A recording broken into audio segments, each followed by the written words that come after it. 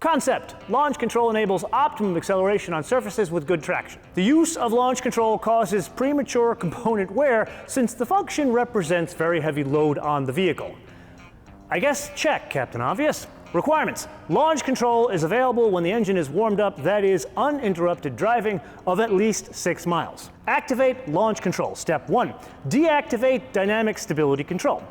Step 2, select sequential mode with gear 1.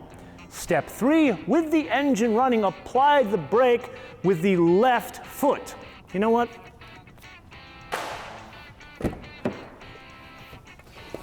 Bist du fertig? Ich auch.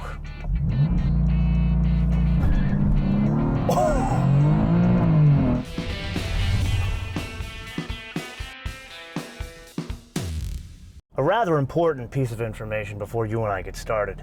Do you remember that M2 competition, the one with the manual transmission that we launched in this very spot?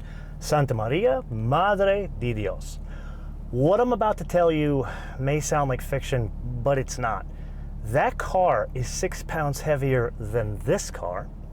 This larger M4 CS develops about 10% more horsepower from a very similar engine. So with that, let's set this thing up properly. Okay, and then this, and that is set. Bist du fertig? Ich auch.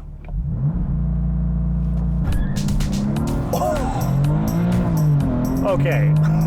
It puts a hell of a smile on your face, and wow, is it quick. But it doesn't have quite the pageantry that the M2 competition has, because you're not rolling the gears, but still, God, man, this thing is awesome. A note about that, you got to set this thing in sequential gear shift mode. So it takes care of the first 2 gears for you, then you have to take care of the ones after that. But wow, it is a special M4. There is no doubt about that. One that is incredibly quick.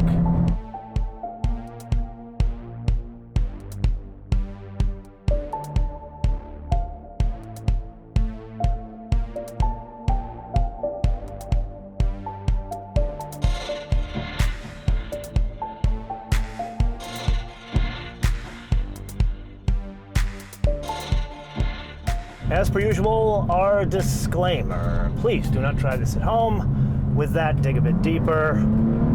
God, I love the noise this thing makes. And brake. Okay, got a little ABS action there. This fitted with the carbon ceramic rotors, and obviously I've done that a couple of times, been able to repeat it without fade, which is why you want carbon ceramic rotors. There are times when the speed gets too high that the car gets a bit out beyond its skis, if you know what I mean. In other words, maybe a bit more braking power would be required for a track. Yes, I'm a recovering Lotus guy with an affinity for all things Porsche, specifically those things from Flocht, which is to say, I love me some party tricks. This, best one in the car. Not a door handle, a strap. But wait, there's more. The M GmbH colors are repeated in the strap, and get this, repeated in the seatbelt. Granted, I would prefer a colored seatbelt, maybe these colors all the way through the seatbelt, but still, you would look at these two things together. Auf Deutsch, you would call this sauber. 2 notes on the steering. First, the steering itself.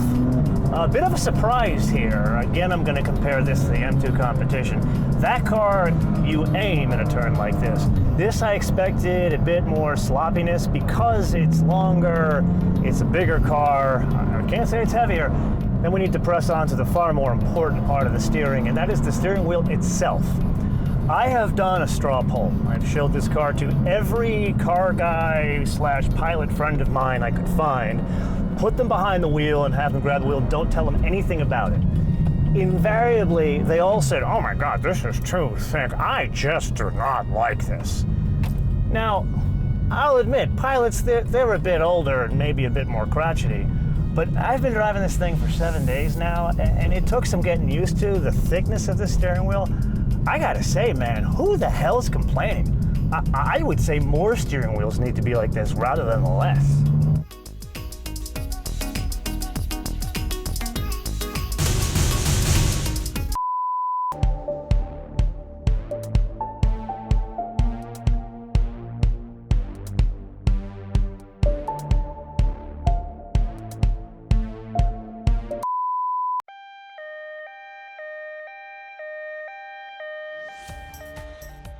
Yep, it's an M4, so we gotta do this. Pick up a little speed before we get into this stunning declining radius turn here. God, that sounds good.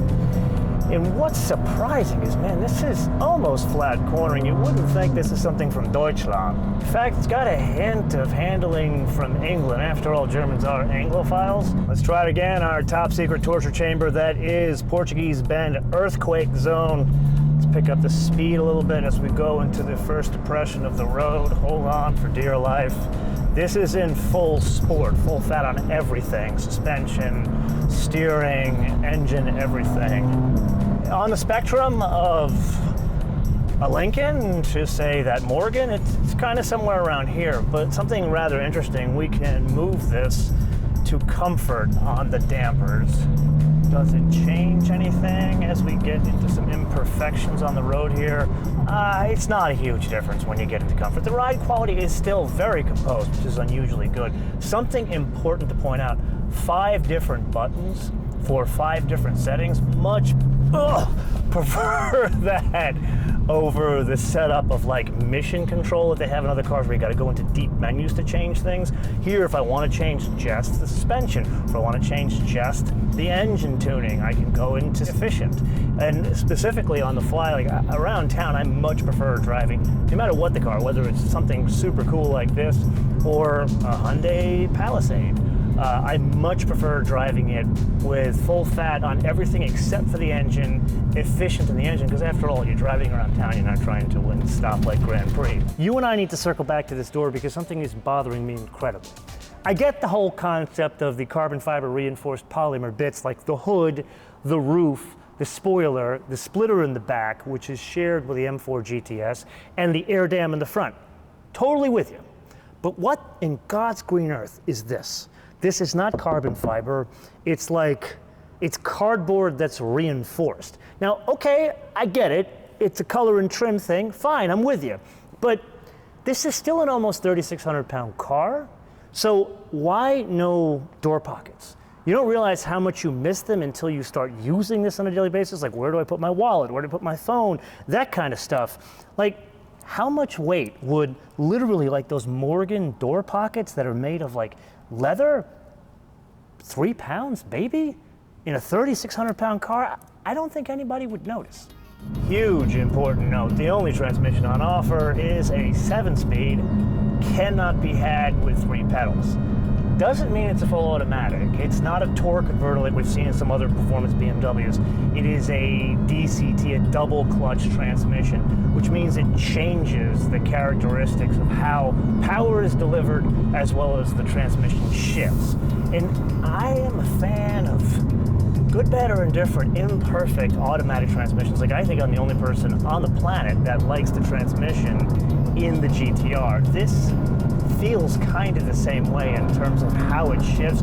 There's a certain confidence once it makes a shift. That's what I like about the imperfection of this transmission to say the GTR. The GTR is way higher on that spectrum. Something rather unique about this specific use case, and that is a button that is just in front of the shifter here. This button changes the characteristics of the transmission. Now again, vielen Dank for making it not buried in mission control menus somewhere in the dash or over here. Like the buttons over here for throttle mapping or the suspension, it can adjust the characteristics of the transmission here. So I have been driving this in like full fat, like hard shift, fast shift mode. Here I can go down to the single bar as I'm getting into some traffic here, and it gets a little bit more, it's compliant is the wrong term, more usable around town. I'm not going to sit here and tell you it's as silky smooth as a Buick automatic transmission, but I would argue having this adjustment that's easy to access makes it a more perfect transmission. Yes, it is indeed that time again to play your favorite game in mind, the options game, with today's incredibly special contestant, the 2019 BMW M4 CS Coupe. Now, a huge hinweis here before we press on. What you're looking at is rare. And when I say rare, 1,000 units over 2 model years. So this is somewhat special here. My guess it's going to be reflected in this round of the options game. So with that, manufacturer suggested retail price of, you have to be f***ing kidding me. For an M4, Okay. $103,100. Anyway, the good news is there's only one option fitted to this car. That is the M carbon ceramic brakes for $8,150. Stunned they are not fitted to a $100,000 car as standard. To that, the only other thing we add is a destination charge of $995 for a total suggested retail price of, built-in, $112,245 for a BMW M4. Last I checked, these things were 70 grand. I swear, maybe 70, 80 grand. I thought this one, completely full disclosure, I thought this one would be almost 90 because it's special. But 112 grand. This I didn't expect. So we're really not going to press on any further in this episode, which means I'm turning it over to you. You're buying a $112,000 car. It has to be new. What would you choose? Why would you choose it? And what region of the world do you hail from? So is it the very rare, I get it, it's rare, only 1,000 units. Is it the very rare M4 CS, or is it something else? Why? Where do you live? Let me know in the comments below or via our social media, MotoManTV all one word, MotoManTV all one word, Facebook, Twitter, and Instagram. And with that, I am going to try to pick myself up off the floor in time for our next episode. Until I see you next time, bis später.